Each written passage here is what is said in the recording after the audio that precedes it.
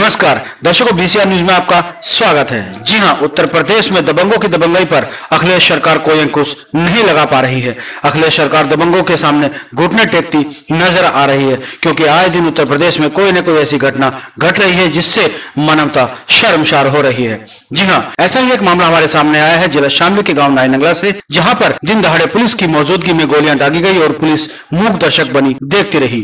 जी हाँ, आइए अब आपको विस्तार से बताते हैं कि मामला क्या है। जिला शामली के गांव नायनंगला नवीन में सालों से चल रहा खूनी संघर्ष थमने का नाम नहीं ले रहा है। पुलिस के सामने दबंगों द्वारा गोलियां बरसाई जा रही हैं और पुलिस मूक दर्शक बनकर तमाशा देख रही है। वहीं पुलिस की गैर जिम्मेदाराना हरकत की वजह से तंग आकर पीड़ित परिवार के लोगों ने सैकड़ों की संख्या में इकट्ठा होकर एसपी कार्यालय पर किया जोरदार प्रदर्शन। जी हां, प्रदर्शन कर रहे पीड़ित पक्ष को एसपी विजय भूषण ने समझाते हुए कहा है कि आप निश्चिंत रहें, किसी भी कीमत पर नामजद आरोपियों को बख्शा नहीं जाएगा। जो भी नामजद आरोपी हैं, पुलिस अगर उनको जल्दी नहीं पकड़ पाई तो उनके घरों की कुर्की की जाएगी।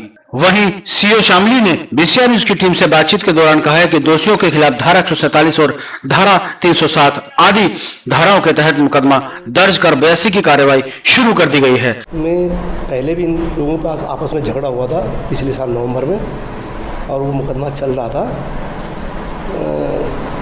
शायद मेरी समझ से समझौते का दबाव बनाने के लिए इन लोगों में फिर दोबारा ये झगड़ा हुआ है, और जिसमें शौकीन पक्ष के खिलाफ मुकदमा दर्ज किया गया है 147, 48,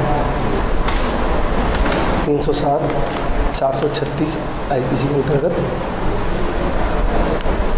और जिस दिन झगड़ा हुआ था उसी दिन उस पक्ष के 2 मुलजिम अरेस्ट कर लिए गए।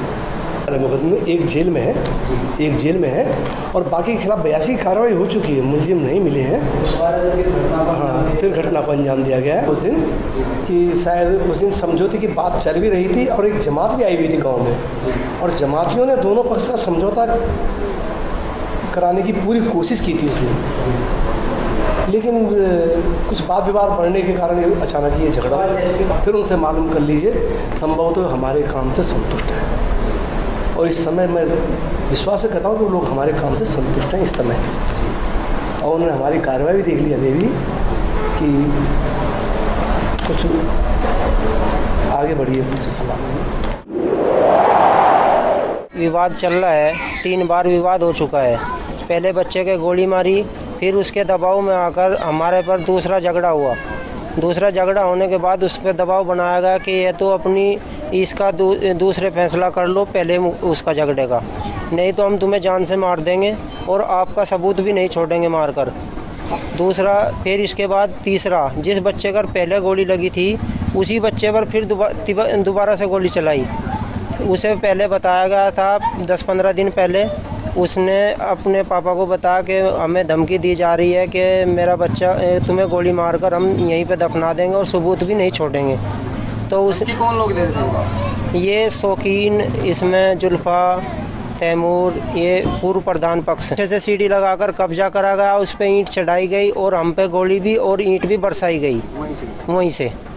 पुलिस की भी मिली भगत है और पुलिस मुलजिम से आमने सामने बैठकर बात करती है और घर पर भी उन पे जाती है, तो मुलजिम जैसा घर पे होते हैं उन्हें पहले ही फ़ोन कर इत्तला कर देती है। एसपी साहब से आप मिले हो, क्या आश्वासन आपको एसपी साहब ने? एसपी साहब ने आश्वासन दिया है कि इनकी गिरफ्तारी होगी।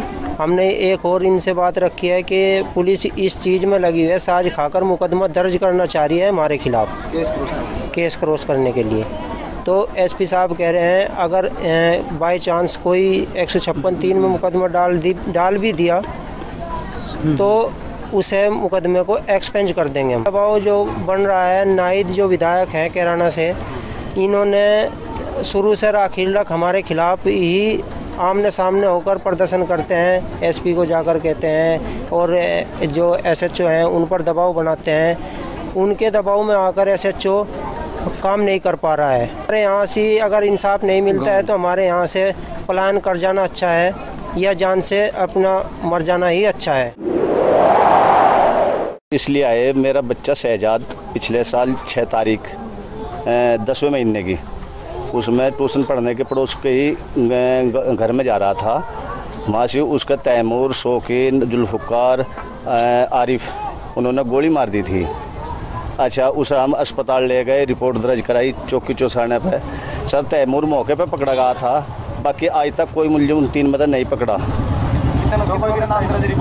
4 के हुई थी, एक होया था जो मौके पकड़ा गया, दोबारा कोई नहीं पकड़ा, गिरफ्तार करा।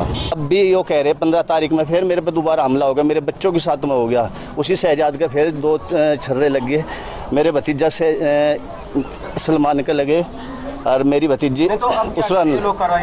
पुलिस उनका हाथ लगाती है। अगर हम मौके पे बताते हैं ये लोग जा रहे हैं, ये लोग हैं मैं जिन्होंने गोली मारी, पुलिस को कहता हम इन्हें जानते नहीं, गिरफ्तार नहीं कर रही उन्हें। अभी तक कोई गिरफ्तार नहीं करा। 2 मौके पकड़े गए थे, मैं कह में ये जो पकड़े गए थे मकान में तो उन्हीं के बाद वाले झगड़े में, बाकी और कोई गिरफ्तार नहीं करा। नहीं किसी घर दबिश मारी, नहीं पुलिस ये जानती कौन से मुलजिम का कौन सा घर है। पुलिस इतनी दबाव में, एसपी के मिले नहीं जाना चाह रहे थे, ये जाके आऊँगे। मगर पीड़ित पक्ष का कहना है कि पुलिस राजनीतिक दबाव में आकर मुकदमे को क्रॉस केस करने की सोच रही है। पीड़ितों का कहना है कि उन्हें अभी भी आरोपी पक्ष से जानमाल का खतरा बना हुआ है। खतरे को भांपते हुए पीड़ित पक्ष ने एसपी को ज्ञापन सौंपा और सुरक्षा की गुहार लगाई है। पुलिस अध्यक्ष ने पीड़ित पक्ष को गंभीरता से लेते हुए न्याय दिलाने की बात की है। जी हां, बीसीआर न्यूज के लिए शामली से ब्यूरो चीफ मुशर्रफ राणा की रिपोर्ट।